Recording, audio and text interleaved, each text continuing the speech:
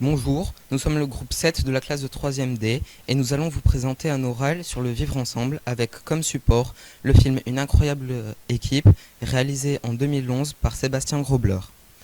Nous allons commencer par vous présenter un résumé du film, la présentation de la définition du vivre ensemble, des scènes du film associées à certains mots du vivre ensemble, les articles de la laïcité, le fil conducteur du film, la rébellion, le déchirement et la cohésion du groupe, et pour finir, une conclusion. Le film se passe en Allemagne à la fin du 19e siècle. Un professeur d'anglais nommé Konrad Koch découvre un sport en Angleterre, se nommant du coup le football, et décide de l'apprendre à ses élèves, ce qui a permis de transmettre à ses élèves la valeur du vivre ensemble et du fair play. Dans le film, on a Félix Hartung qui est riche et qui est aussi le délégué de la classe. Ensuite, nous avons Just Bornschlest, qui lui par contre est le fils d'une ouvrière et donc pauvre. Et pour la suite, nous avons du coup le professeur Konrad Koch en train d'apprendre le football à ses élèves. Du coup, qu'est-ce que le vivre ensemble ? Le vivre ensemble, comme montré dans le film, est le fait d'exprimer des liens,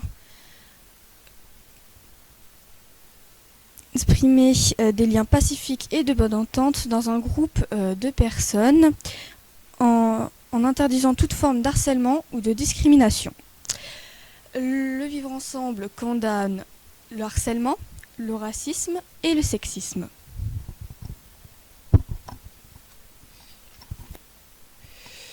Je vais maintenant vous parler des extraits du film associés à l'exclusion, la discrimination, le racisme et le sexisme. L'exclusion, c'est le fait de mettre à l'écart une personne ou un groupe de façon volontaire. On remarque que Just est mis à l'écart par toute la classe et surtout par le délégué Félix Hartung et son père, qui ont pour but de le faire expulser de l'école, tout cela parce qu'il est pauvre. La discrimination, c'est le fait de se moquer de quelqu'un en fonction de certains critères.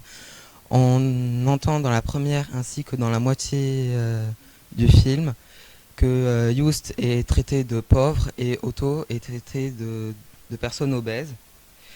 Le racisme, c'est une idéologie qui suppose la supériorité de certains groupes par rapport à d'autres. Dans le cas du film, l'école inculque des idées néfastes sur les Anglais. Il raconte qu'ils mangent de la nourriture bizarre et qu'ils viennent d'un peuple primitif celte.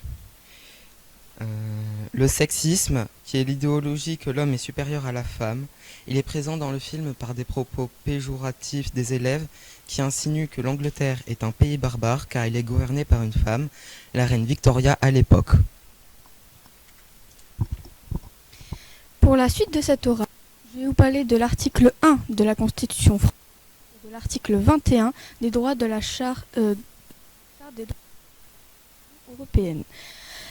L'article 1 de la Constitution française assure l'égalité devant la loi de tous les citoyens, sans distinction d'origine, de la race ou de la religion.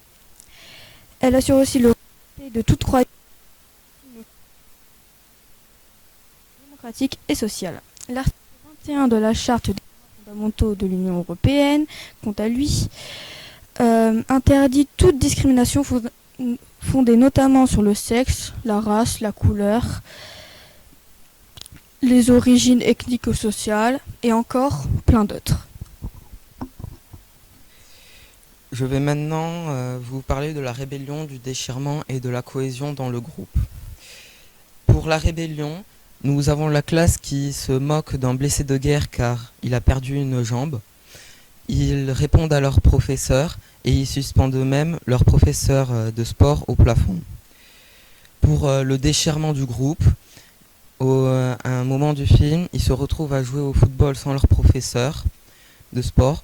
Le jeu dégénère vite et ils finissent par se battre. Et pour la cohésion, ils font un pacte, ils jurent de ne parler à personne de la pratique du football. Notre conclusion, c'est que ce sont les principes d'égalité et de non-discrimination qui fondent la démocratie.